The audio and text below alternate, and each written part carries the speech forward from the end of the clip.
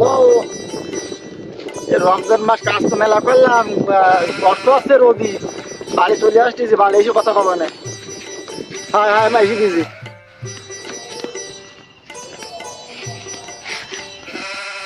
চাচা, এ কি হইস কি? আমার মেশিনটা একটু নষ্ট হয়ে গেছে, খাবারটা পালিয়ে একটু পাঠাই দিই না। চাচা, থাকো তাহলে, রোজা রমজান মাস বাড়ির দিক যায়, কষ্ট হচ্ছে এমনি বুঝাও, থাকো তাহলে, তোমার খাবালে পালি ভাড়া দিবা না। এই দেখলাম তোর বাপের মেশিন নষ্ট হয়ে গেছে, তো যাই তুই শিখি শিখির। কি বাপের মেশিন নষ্ট হয়ে গেছে?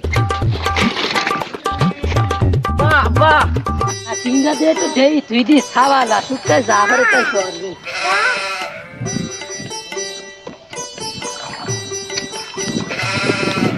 খাবারটা এলো আইসুন আছে। বাহ বাহ বাহ বাহ, ওই চাচা কইলো তোমার না মেশিন নষ্ট হয়ে গেছে, তোমার দেই কই নষ্ট হইস। আর ভাই খাবার তোর, খাবার তোর।